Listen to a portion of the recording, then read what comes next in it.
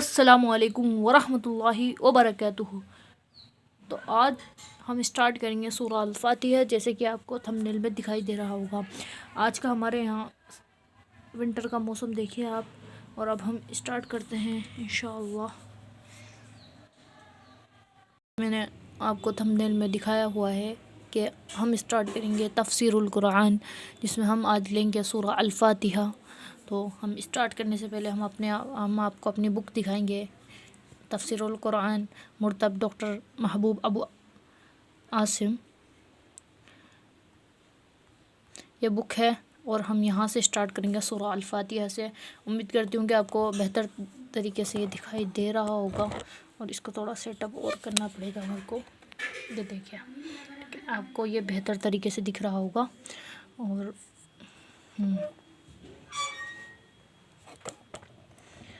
تو ہم 1 سے 2 منٹ میں اس کو اسٹارٹ کرتے ہیں۔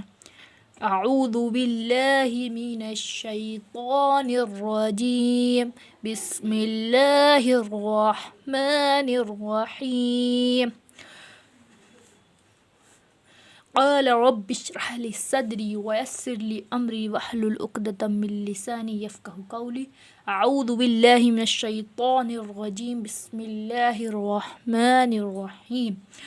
یہ سورہ، جب بھی آپ کبھی کسی سورہ کو دیکھیں تو اس میں یہاں پر جو ہیڈ یہ لگی ہوتی ہے سورہ الفاتحہ مکیہ، تو مکیہ، اور بہت ساری سوروں کے یہاں پر مدنیہ لکھا ہوتا ہے۔ تو اس کا سمپلی مین آپ کو میں بتاتی ہوں۔ سورہ جو مکیہ ہے وہ مدینہ ہجرت سے کے بعد، جب مدینہ ہجرت ہوئی تب جو سورہ اتری تو انہیں ہم بولتے ہیں مدنیہ، اور جو مدینہ ہجرت سے پہلے نبی کریم صلی اللہ علیہ وسلم پر اتری تھی سورہ تو وہ کہلاتی ہے مکیہ۔ مکیہ سورہ میں مین ہوتے ہیں آخرت کے مضامین، توحید کی بات ہوتی ہے، اور جب مدنیہ سورہ ہوتا ہے اس کے اندر ہوتے ہیں زندگی کے احکامات، جیسے کہ کون کون سے کام کیسے کرنے، جیسے سورہ نساء، اس میں جب ہے نا کہ مال کے حصے کے بارے میں ہے، اولاد کے بارے میں، اپنی بیویوں کے بارے میں، طلاق کے بارے میں، یہ سب مسائل جو زندگی کے مسائل ہیں ان کے بارے میں ہوتا ہے، وہ ہوتی ہے سورہ مدنیہ۔ اور سورہ مکیہ وہ ہوتی ہے جس کے میں اللہ تعالیٰ وہ احکام بیان کرتا ہے، آخرت کے احکام، زندگی کے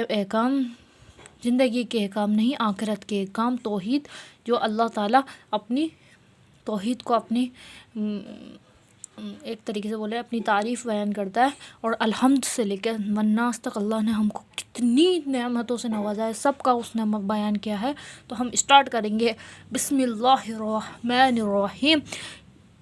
یہاں پر جو بے ہے، با لکھا ہوا ہے، با عربک ورڈ ہے، اس پہ با کا مین ہوتا ہے سے، ٹھیک ہے، یہاں پر بھی اس سے ڈینوٹ کیا ہوا ہے۔ با کا مطلب ہوتا ہے سے، اسم یعنی کسی بھی شخص، جگہ وغیرہ کا نام تو اسم ہوتا ہے، تو نام کے ساتھ اللہ 2 چیز سے ملا ہے، الہ پلس ال جو اس میں یہ ال لگا ہوا ہے، یہ ال ہے، حروف ال لگا ہوا ہے اس کو، جس سے ایک ہم بناتے ہیں معرفہ، جسے بولتے معرفہ بناتے ہیں، جو جب ال لگ جاتا ہے تو ایک اسپیسیفک ناؤن بناتے ہیں، اس سے ہم ال، ٹھیک ہے۔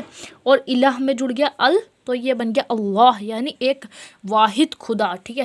تو ہم یہاں سے اسٹارٹ کرتے ہیں بسم اللہ کے نام سے شروع کرتا ہوں یا کرتی ہوں۔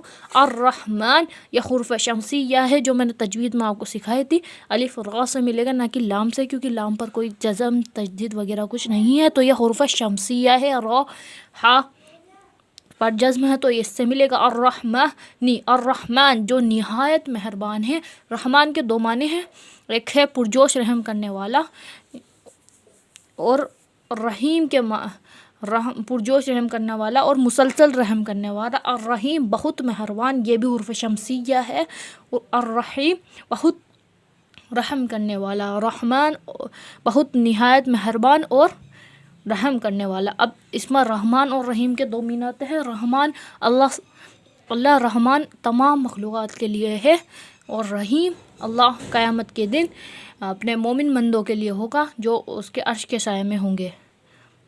اس کے بعد آتا ہے الحمد، تو یہ بھی الف اور لام کا اضافہ ہوا ہے، یعنی ایسی تعریف جو سوائے کسی ایک شخص کے لیے ہو اسے بولتے ہیں ال لگا دیا گیا ہے، یعنی اسپیسیفک تعریف ہے نا.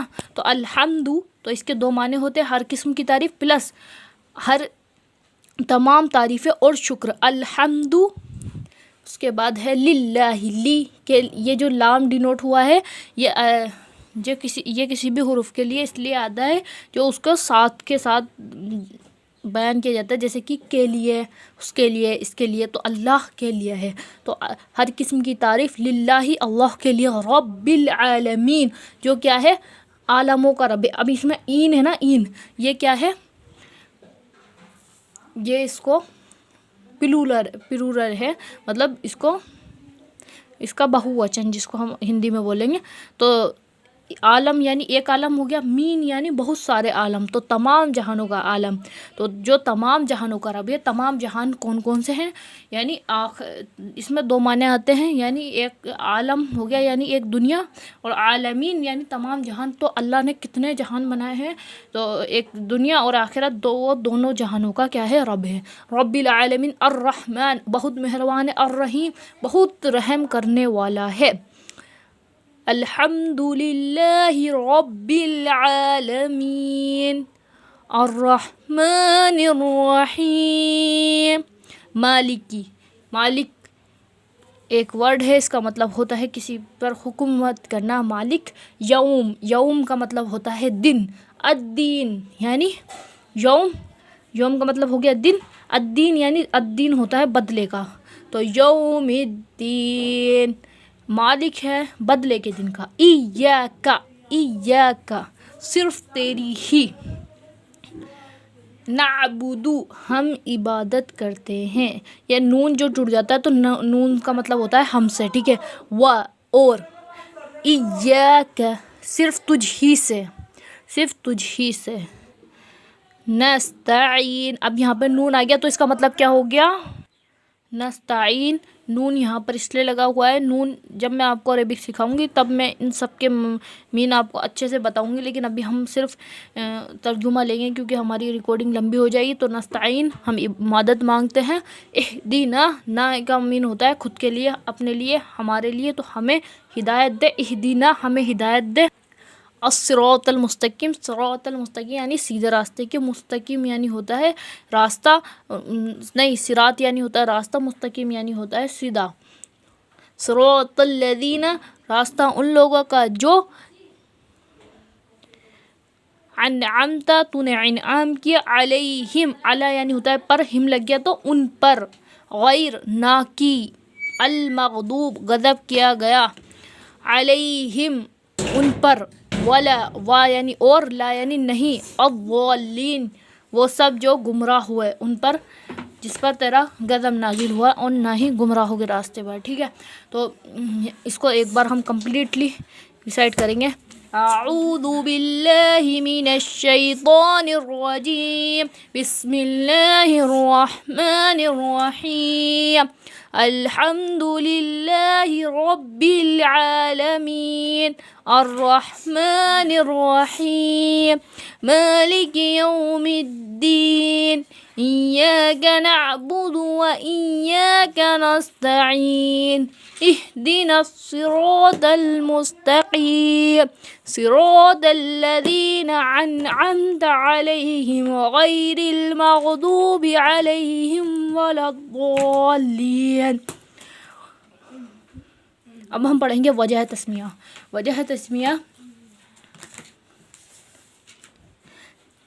اس کا وجہ تسمیہ کا مطلب ہوتا ہے کہ اس کا نام سورہ الفاتحہ کیوں رکھا گیا ہے. تو فاتحہ کا نام دیا گیا ہے کیونکہ اس سے قرآن کریم کی ابتدا ہوتی ہے، اور اس لیے کہ وہ پہلی سورہ ہے جو کمپلیٹلی نازل ہوئی تھی. تو اس لیے اس کی وجہ تسمیہ سورہ الفاتحہ نام رکھنے کے وجہ آپ کو ایک یاد رکھنی ہے، کیونکہ یہ کمپلیٹلی نازل کی گئی تھی، اور یہ قرآن کریم کی ایسی سورہ ہے جو کمپلیٹلی نازل ہوئی تھی، پہلی ہی ایسی صورت ہے جو کمپلیٹلی نازل ہوئی تھی. تو پہلی چیز ہم اس میں کیا رکھیں گے کہ یہ کمپلیٹلی نازل ہوئی تھی. اس کے بعد آتا ہے اس کے دو نام ہیں. ٹھیک ہے، اس کے دو نام نہیں ہے، اس کے دوسرے نام، اس کے نا ٹوٹل 8 نام ہیں. سب سے پہلا السبع المثانی، یعنی جیسا کہ ارشاد باری تعالیٰ ہے وَلَقَدْ آتَيْنَاكَ سَبْعًا مِّنَ الْمَثَانِي وَالْقُرْآنَ الْعَظِيمَ، یقیناً ہم نے آپ کو دہرائی جانے والی 7 آیتیں اور قرآن عظیم دیا۔ القرآن یعنی یعنی ہوتا ہے ماں، تو قرآن کی ماں، الکتاب کتابوں کی ماں، جیسا کہ حدیث میں ہے لا صلاۃ لمن لم یقرأ کتاب، جیسا الکتاب نے پڑھی اس کی نماز نہیں ہوتی۔ اور مزید یہ کہ یہ سورہ توحید، احکام، جزا اور لوگوں کے مختلف طریقوں پر مشتمل ہے، اس لیے بھی اس کو القرآن اور الکتاب کہا جاتا ہے۔ تو اس کے ریزن بھی انہوں نے بتا دیے کہ کس ریزن کی وجہ سے اس کو کہا جاتا ہے الصلاۃ، جیسا کہ حدیث قدسی ہے قسمت الصلاۃ بینی و بین عبدی، میں نے اپنے اور اپنے بندے کے درمیان صلاۃ تقسیم کر دی ہے،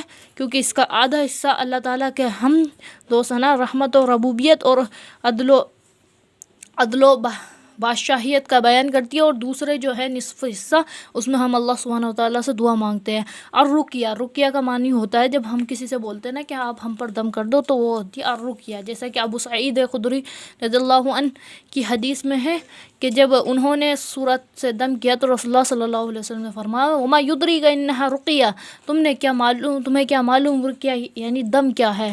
تو یعنی جب ہم کسی سے دم کراتے تو اس کو رقیہ بولتے ہیں۔ الکافیہ 7واں نام ہے اس کا الکافیہ، کافیہ کیونکہ نماز کی تلاوت کے لیے سورہ کافی ہے، جب اس کی دوسری صورت اس کا قائم مقدم نہیں ہو سکتی، یہ نا تو الکافیہ 8ویں اس کا نام ہے 7واں اس کا نام الوافیہ، یعنی قرآن کی تمام مضامین پر مشتمل ہے، اور 8ویں الکافیہ یعنی یہ کافی ہے۔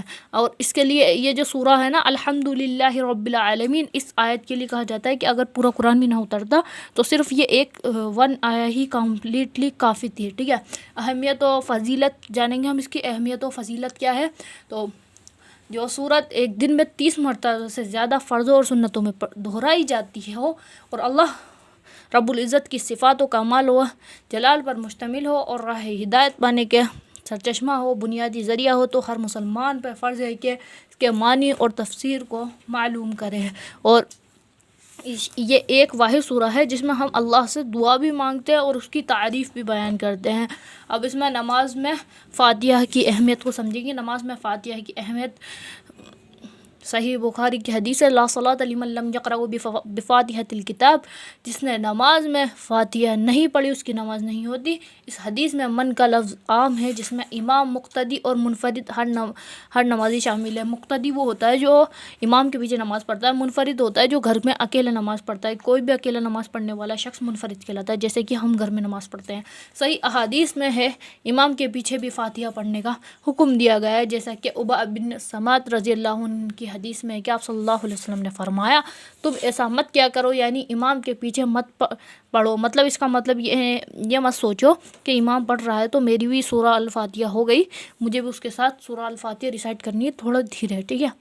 قرآن کریم کی عظیم ترین سورہ، تو صحیح البخاری میں ابو سعید بن ملہ کی حدیث ہے میں تمہیں مسجد سے نکلنے سے قبل قرآن کی سب سے عظیم سورت سکھاؤں گا، اور پھر آپ نے سورہ الفاتحہ سکھائی، جیسا کہ حدیث ابی بن کعب سے بھی مروی ہے۔ سیم حدیث ابی بن کعب نے بھی اس کو بتائی ہے کہ انہوں نے بتایا کہ جب ہم قرآن کی سب سے عظیم سورہ انہوں نے سکھائی وہ کون تھی؟ سورہ الفاتحہ۔ سورہ الفاتحہ بے مثال نور ہے۔ صحیح مسلم میں ہے جب جبریل علیہ السلام نے آپ صلی اللہ علیہ وسلم کو فرمایا آپ کو 2 ایسے نور دیے گئے ہیں جو آپ سے قبل کسی اور کو نہیں ملے، سورہ الفاتحہ اور سورہ البقرہ کی آخری 10 آیتیں، وہاں سے نا آمن الرسول بما انزل، وہاں سے جو آیت ہے وہ اللہ کے نبی صلی اللہ علیہ وسلم کو 2 نور دیے گئے ہیں۔ مضمون اور بنیادی مقصد کیا ہے؟ تو اللہ تعالیٰ نے ہمیں اس صورت میں راہ ہدایت پانے کی دعا سکھائی ہے، جس میں انسان کی دنیاوی آخرت کی فلاح و کامیاب مزید کے اس سورہ میں بندے کو تو اللہ سے مانگنے کا طریقہ سکھایا گیا ہے کہ اس سے پہلے اور اس کی اللہ سبحانہ و تعالیٰ کی حمد سکھائی گئی ہے، اور اس کے بعد اللہ سے مدد مانگتے ہوئے اس کا اصل مقصد کا سوال کیا ہے، جو صراط مستقیم کی ہدایت کا سوال، جس سے اہم کوئی سوال نہیں ہو سکتا، کیونکہ ایسی ہدایت جو صرف ایک ایسا سیدھا راستہ صراط المستقیم، اللہ سے وہ دعا ہم دن بھر میں مانگتے ہیں، کیا آج تک ہم کو وہ والی ہدایت ملی ہے؟ ہمیں اس پر غور و فکر کرنے کی ضرورت ہے کہ وہ صراط المستقیم جو ہم ہمیشہ مانگتے ہیں، کیا ہم کو وہ ہدایت مل چکی ہے؟ اور اگر مل چکی ہے ہدایت، وہ چیز ہوتی ہے کہ آپ کو طریقہ مل جائے کسی برائی سے بچنے کا، کسی نیک کام کو کرنے کا، کسی کی بھلائی چاہنے کا، اپنے دل کو بہتر بنانے کا، ہر چیز کی ایک ہدایت جو اللہ کے نبی صلی اللہ علیہ وسلم کو دی گئی اس قرآن کے ذریعے، اور وہی قرآن جو ہمارے لیے اترا، اس میں اللہ سبحانہ وتعالیٰ نے پہلے ہی یہ ٹوٹل 7 آیتیں ہیں، اس میں اللہ نے ہم کو تیسری چوتھی آیت میں ہی یہ بتا دیا ہے کہ اہدنا الصراط المستقیم، یا اللہ ہم کو دکھا دے سیدھا راستہ. تو اسی نے ہم کو ایسی دعا سکھا دی کہ ہم کو وہ ہدایت چاہیے جو سیدھی ہو. ٹھیک ہے، اس کے بعد ہمیں نا اس میں جو مین چیزیں ہیں ان کو، اس میں ابھی تک ہم نے کیا کیا مین چیزیں پڑھی اس کو دیکھیں گے. ابھی تک ہم نے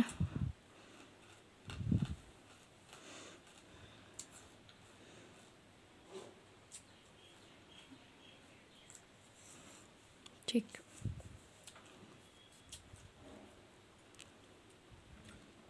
تو ابھی تک ہم نے اس کے نا نام جانے. سب سے پہلے تو اس کے ٹوٹل ہم نے 8 نام جانے تھے. کتنے؟ 8. ٹھیک ہے، 8 نام کون کون سے؟ سب سے پہلا تھا سورہ الفاتحہ، السبع المثانی، ام الکتاب، ام القرآن. ٹھیک ہے، الرقیہ، الوافیہ، الکافیہ اور الصلاۃ. تو یہ ٹوٹل ہم نے 8 نام جانے تھے. اور اب ہم آگے پڑھیں گے کہ چنانچہ صحیح وسیلہ جو قرآن و سنت سے ثابت ہے وہ کیا ہے؟ تو اللہ تعالیٰ کی ذات و صفات کے وسیلے سے دعا کرنا. یہ ہم ایمانیات کے ٹاپک میں پڑھتے ہیں، لیکن میں آپ کو بتا دیتی ہوں کیونکہ اس میں ہم کو یہ سکھایا گیا ہے، اس سورہ میں ہی ہم کو بتا دیا گیا ہے کہ اللہ تعالیٰ کی ذات و صفات کے وسیلے سے ہم دعا کرتے ہیں.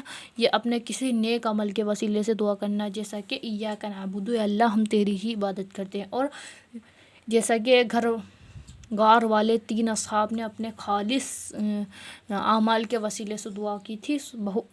صحیح بخاری کی حدیث ہے یہ کسی زندہ موجود آدمی سے دعا کروانا، جیسے کہ صحابہ کرام رسول اللہ صلی اللہ علیہ وسلم سے دعا کروایا کرتے تھے. اور آپ کے فوت ہونے کے بعد عمر رضی اللہ عنہ اور عباس رضی اللہ عنہ سے بارش کی دعا کروائی تھی. پر اس کا مقصد یہ بالکل بھی نہیں ہے کہ ہم باباؤں کے مزاروں پہ جا کر دعا مانگیں. ٹھیک ہے، ان 3 صورتوں میں سوائے وسیلے کی جو صورتیں ہیں کچھ بدعت ہیں اور کچھ شرک کے زمرے میں آتی ہیں. سیم میں نے یہی بات آپ کو بتائی کہ ان 3 صورت میں وسیلے سے دعا مانگنا جائز ہے. اس کے علاوہ کوئی بھی ایک بات آتی ہیں وسیلے سے دعا مانگنے کی، وہ سب بدعت ہے اور شرک ہے. ٹھیک ہے، آیت کی تفسیر ہم جانیں گے. اعوذ باللہ من الشیطان الرجیم. قرآن کریم کی تلاوت کرنے سے پہلے ہم کو اللہ سے پناہ مانگنی چاہیے، ہم کو اللہ کی پناہ لینی چاہیے. اعوذ، اس میں جو آ ہے نا، اس کا مطلب ہوتا ہے میں.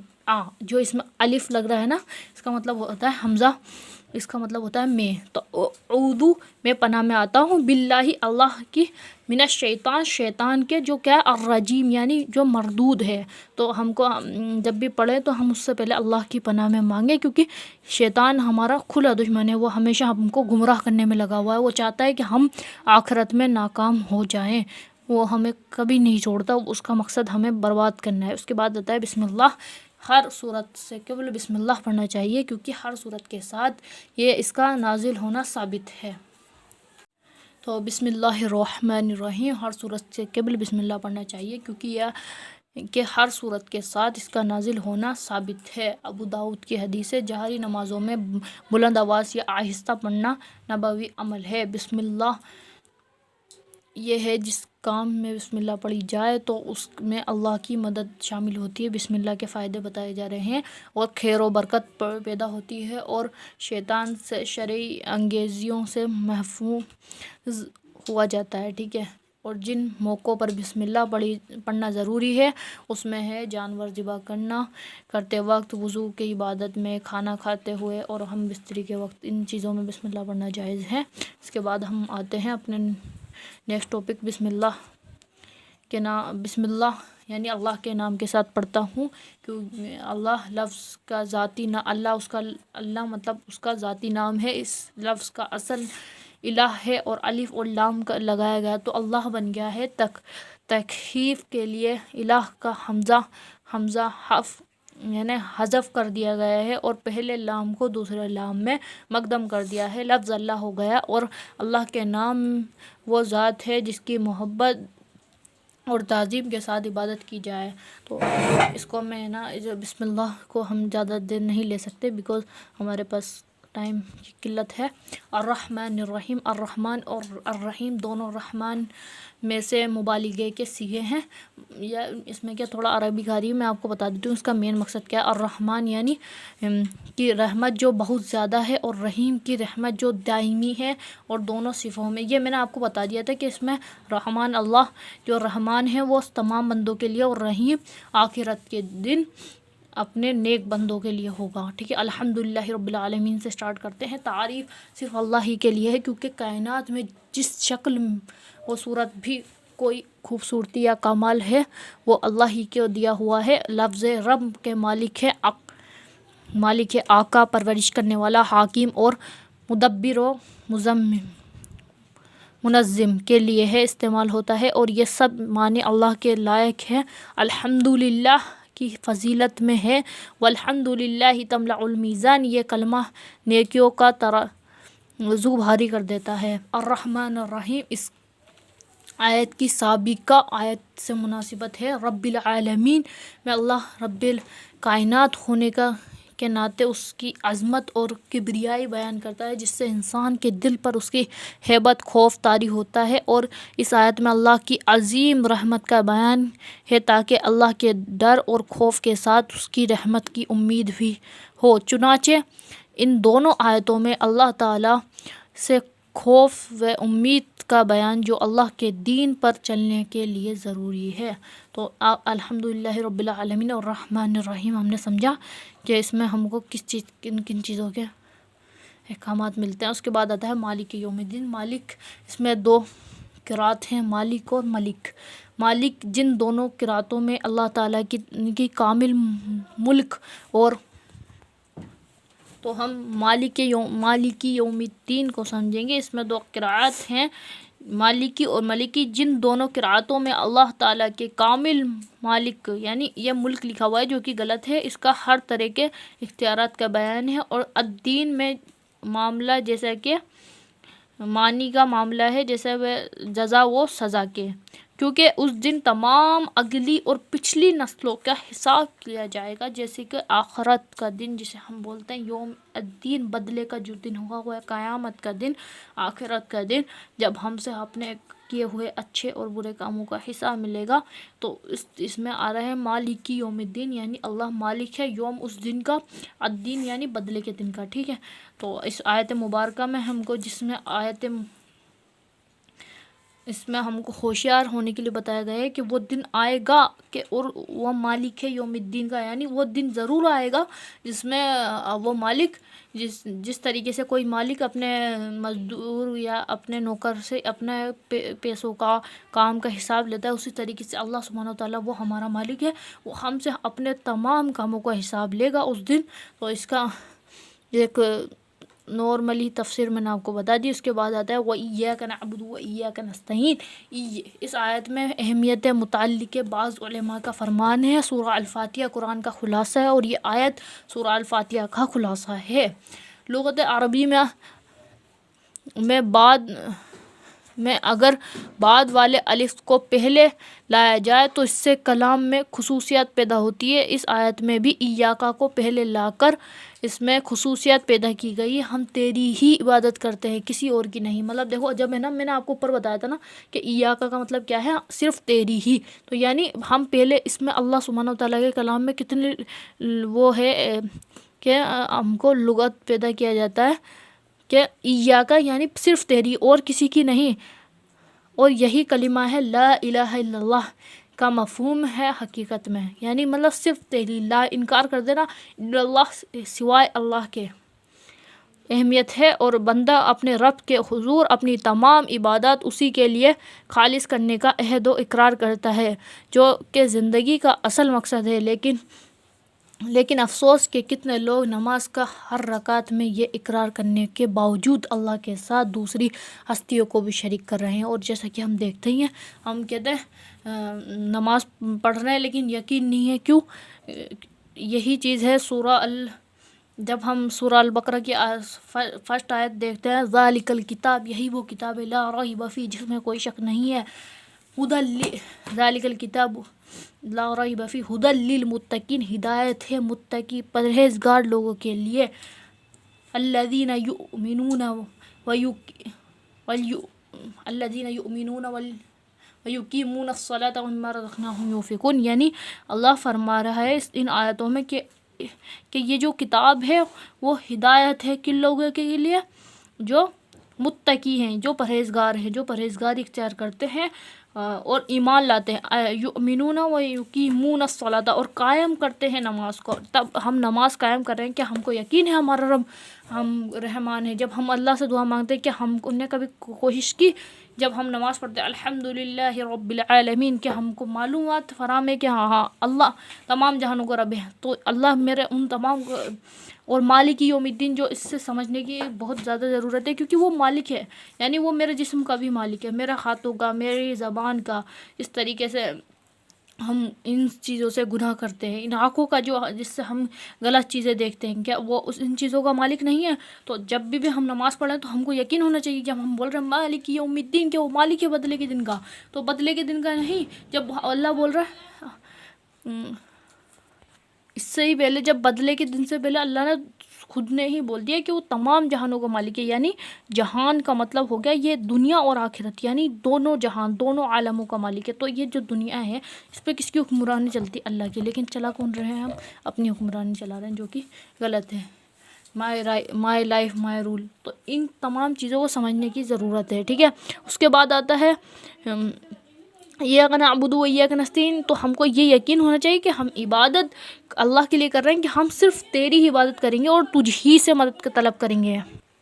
اب جس طریقے سے یہ آیت ہے کہ ایاک نعبد و ایاک نستعین، تو اس سے ہم کو یہ سیکھنا کیوں ملتی ہے کہ یہ والی آیت دیکھیں آپ، ان اللہ لا یغفر ان یشرک بہ، اللہ تعالیٰ ہرگز معاف نہیں کرتا اس کے ساتھ کسی کو شریک کرنے والے شخص کو ہرگز معاف نہیں کرتا، شرک کرنے والے شخص کو ہرگز معاف نہیں کرتا۔ تو ہم جب بول رہے ہیں کہ ایاک نعبد، یعنی جب ہم نے اس بات کو پہلے بیان کر دیا کہ ہم تیری ہی عبادت کریں گے، اس کا مطلب ہے کہ تیری عبادت کرنے کا مطلب یہ تھوڑی ہے کہ دوسرے کی بھی کریں گے، نہیں، ہم جب بولے صرف تیری ہی، ایاک کا پہلے آنے کا مقصد کیا ہے؟ صرف تیری ہی عبادت کریں گے، نعبد، یعنی اس کا مطلب یہ ہے کہ ہم جب تیری عبادت کریں گے تو کسی اور کی عبادت نہیں کریں گے، تو ہم شرک سے بچیں گے۔ تو اس میں ہم کو اللہ نے خود نے سکھایا وَإِيَّاكَ نَسْتَعِينُ، اور تجھ ہی سے مدد طلب کرتے ہیں، اور اس کی وجہ عبادت کا مفہوم سمجھنا ہے، اللہ کی عظمت کو جاننا ضروری ہے۔ وَمَا قَدَرُ اللَّهَ حَقَّ قَدْرِهِ، اور انہوں نے یعنی مشرکوں نے اللہ کی قدر و منزلت کو جانا ہی نہیں۔ تو اللہ خود فرما رہا ہے قرآن کے اندر کہ یہ جو مشرک لوگ ہیں جو شرک کرتے ہیں، انہوں نے اللہ کی قدر کو، اللہ کی نعمتوں کو جانا ہی نہیں۔ تو اللہ خود ہی دعا کرنا بھی سکھا رہے ہیں ہم کو کہ ایاک نعبد، جب ہم بول رہے ہیں ہم صرف تیری عبادت کریں، و ایاک نستعین، اور تجھی سے مدد طلب کریں گے، تو اس کا مطلب بالکل بھی جائز نہیں کہ ہم کسی اور کی عبادت کریں، کسی اور سے مدد طلب کریں۔ اس کے بعد آتا ہے آیت نمبر چلو عبادت کو تھوڑا سا جانتے ہیں۔ عبادت کے معنی کیا ہے؟ تو کسی سے انتہائی درجے کی محبت، عاجزی اور خوف رکھتے ہوئے اس کی اطاعت و فرما برداری ہے، جس کا مفہوم ہے ہر وہ ظاہری۔ تو وہی چنانچہ عبادت کے معنی کیا ہے؟ کسی کی انتہائی درجے سے محبت کرنا، عاجزی اور خوف رکھتے ہوئے اس کی اطاعت و فرما برداری کرنا، جس کا مفہوم ہے ہر وہ ظاہری ہو یا باطنی ہو وہ عمل میں شامل ہے جو نیکی و ثواب و رضا الہی کا مقصد سے کیا جاتا ہے، اور اس کے بعد اور یہ سب چیزوں کا صرف اللہ تعالیٰ ہی لائق ہے۔ وَإِيَّاكَ نَسْتَعِينُ، اور ایاک نعبدو پہلے ہے، یعنی اس کا مطلب ہم عبادت بھی کر رہے ہیں، پھر اس کے بعد ایاک نستعین بعد میں لا کر بندے کو دعا کا سلیقہ بھی اللہ سبحانہ و تعالیٰ نے ہم کو سکھا دیا ہے، اور دعا سے پہلے اللہ کی حمد و ثنا کا تعظیم کے بعد اپنی بندگی عبادت کے وسیلے سے اللہ سے مدد و استعانت طلب کریں۔ مزید یہ کہ ایاک نعبدو میں اللہ تعالیٰ کی جس عبادت کا اقرار کیا ہے وہی عبادت اس وقت تک ممکن نہیں جب تک اللہ کی مدد حاصل نہ ہو۔ اس میں اللہ پر توکل اور اپنے تمام کام کو اللہ کو سونپ دینے کی اعلیٰ ترین تعلیم دی گئی ہے۔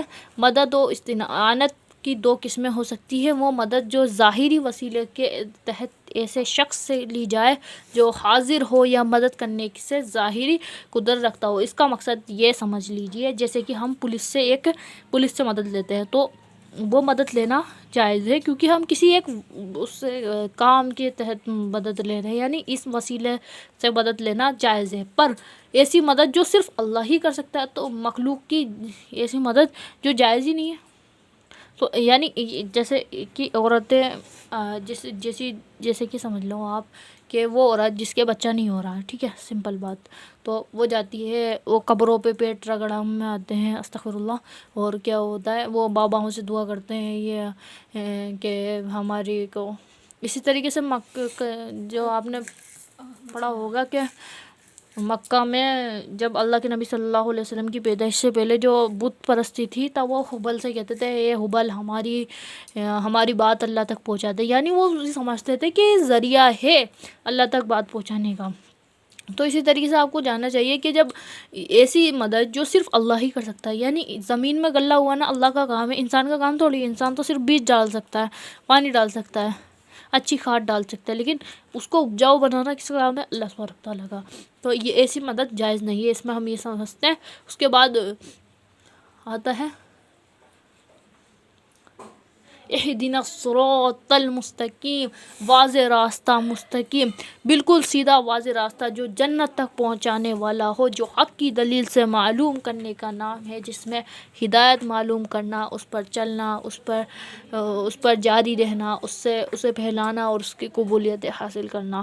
تو یاد رکھیں کہ ہدایت وہ چیز ہے، وہ نعمت ہے جو دنیا کے تمام نعمتوں سے بڑی ہے، تو اس کی فکر کریں کہ اللہ ہم کو ایسی ہدایت دے جس کے بعد کوئی گمراہی نہ ہو، اور اس کی ایک وَمَا كُنَّا لِنَهْتَدِيَ لَوْلَا أَنَّ هَدَانَا، اگر اللہ ہمیں ہدایت نہ دیتا تو ہم ہدایت پا ہی نہیں سکتے تھے۔ اور یہی ریزن ہے کہ بہت سارے لوگ جو آج تک ہدایت میں نہیں ہیں، جو نماز نہیں پڑھتے، جن کو توفیق کا عمل حاصل نہیں ہوا، جن کو توفیق نہیں مل رہی، اس کا ریزن بھی یہی ہے کیونکہ وہ کبھی کوشش بھی نہیں کرتے، کبھی ان کے دلوں میں کا خیال نہیں آتا۔ تو اللہ فرماتا ہے نا کہ صم بکم عمی فہم لا یرجعون، کہ ہم نے ان لوگوں کا، وہ اندھے ہیں، گونگے ہیں، بہرے ہیں، اور وہ پھر نہ لوٹیں گے، یعنی اس کا مطلب اللہ نے ان لوگوں کا ذکر کیا ہے جو اللہ سبحانہ و تعالیٰ کی ہدایت پانے والے ہی نہیں ہیں، یعنی وہ چاہتے ہی نہیں ہیں، انہوں نے اپنے دلوں پر ختم اللہ علی قلوبہم، کہ اللہ نے ان کے دلوں پر کیا لگا دی ہے؟ مہر لگا دی ہے۔ تو اللہ ہم کو ایسی مہر سے بچائے، اور اللہ ہمارے دلوں کو جیسے کہ الم نشرح لک صدرک میں ہے کہ اللہ سبحانہ و تعالیٰ نبی کریم صلی اللہ علیہ وسلم سے فرماتے ہیں کہ اے نبی ہم نے تمہارا سینہ کشادہ نہیں کیا؟ تو اللہ جب ہدایت آپ کو ملتی ہے تو اللہ آپ کا سینہ کشادہ کر دیتا ہے، دین کے لیے کھول دیتا ہے۔ تو اللہ جب کسی شخص کے لیے کوئی سے محبت کرتا ہے یا کسی شخص کو نعمت سے نوازتا ہے تو اس کا دل اسلام کے لیے کھول دیتا ہے۔ تو اب ہم لیں گے صراط الذین انعمت علیہم۔ دنیا میں اس طرح کے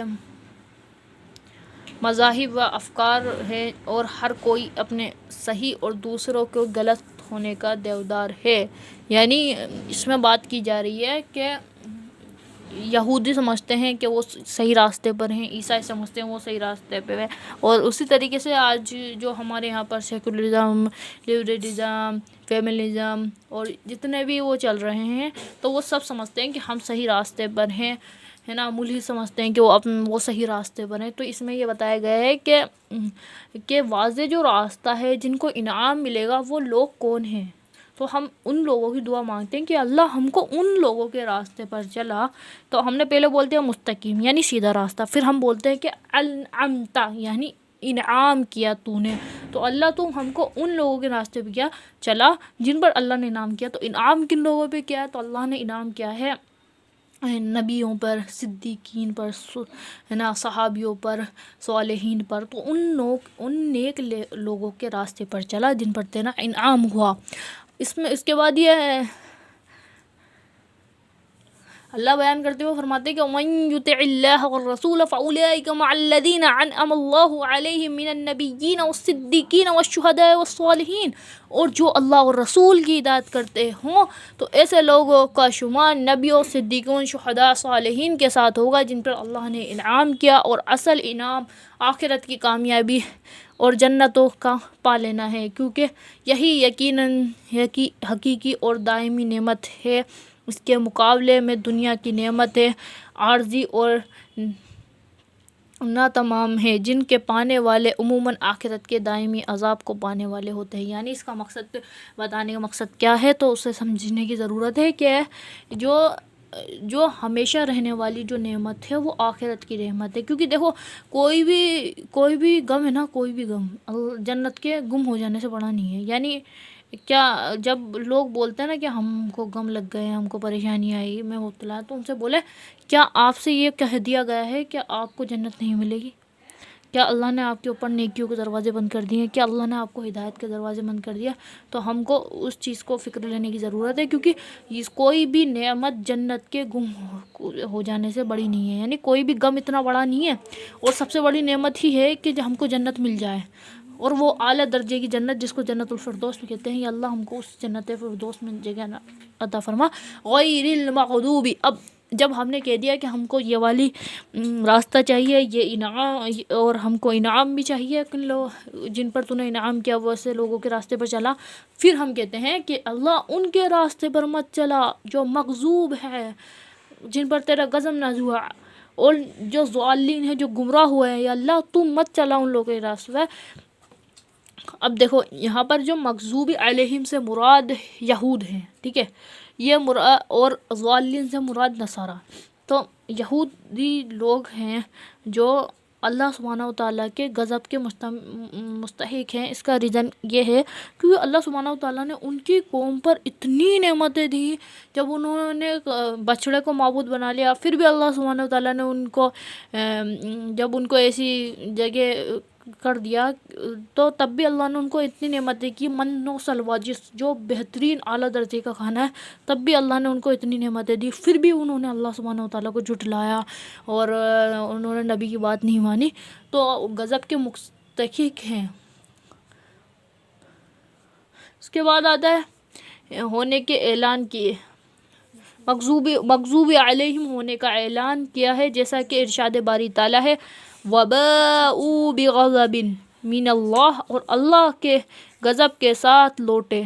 دوسری آیت میں فرمان ہے وَغَضِبَ عَلَيْهِمْ، اللہ کا ان پر غضب ہوا. اور یہود پر اللہ کا غضب ہونے کی وجہ یہ تھی کہ ان لوگوں نے حق جاننے پہچاننے کے باوجود اس پر عمل نہ کیا، اور نصارہ کا گمراہ ہونے کی وجہ یہ کہ ان لوگوں نے حق نہ تو جانا اور نہ ہی اس پر عمل پیرا ہونے کی کوشش کی. یعنی ایک بات یہ ہے، جب تک ہم اللہ کو جانیں گے نہیں تو اللہ کو مانیں گے کیسے؟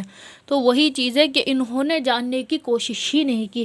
ان کو جیسا ان کے پادریوں نے، ان کو جو عیسائیت جو ملی، انہوں نے اسی کو اختیار کر لیا، جبکہ انہیں نہیں معلوم، انہوں نے کبھی جاننے کی کوشش ہی نہیں کی.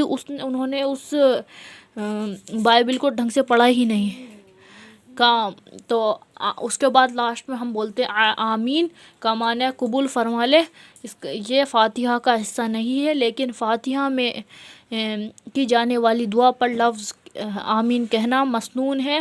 صحیح بخاری اور صحیح مسلم میں ابو ہریرہ رضی اللہ عنہ سے روایت ہے کہ رسول اللہ صلی اللہ علیہ وسلم نے فرمایا جب امام جو نماز پڑھاتا ہے غیر المغضوب علیہم ولا الضالین کہے تو آمین کہو، کیونکہ جس کی آمین فرشتوں کی آمین سے جا مل گئی تو اس کے لیے سابقہ اس کے جو پچھلے گناہ، سابقہ گناہ ہوتا ہے جو پیچھے جو اس نے پہلے کیا، اس کے پاسٹ کے جو گناہ ہیں وہ معاف ہو جاتے ہیں۔ مزید آپ کا فرمان ہے کہ یہود تم سے سب سے زیادہ حسد آمین کہنے پر ہی کرتے ہیں، چنانچہ زیادہ سے زیادہ آمین کہو۔ ٹھیک ہے، ابن ماجہ کی حدیث ہے۔ تو یہیں ہماری سورہ الفاتحہ کی تفسیر کمپلیٹ ہوتی ہے، اور اس کے مین مضامین میں نے آپ کو بتا دیا ہے۔ تو میں ایک بار میں آپ کو کمپلیٹلی بتا دیتی ہوں۔ یہاں پر ایک خالی پیج پر ہم جاننے کی کوشش کریں گے۔ سب سے پہلے ہم نے جانا مکی اور مدنی سورہ، ٹھیک ہے۔ اس میں ہم نے ٹوٹل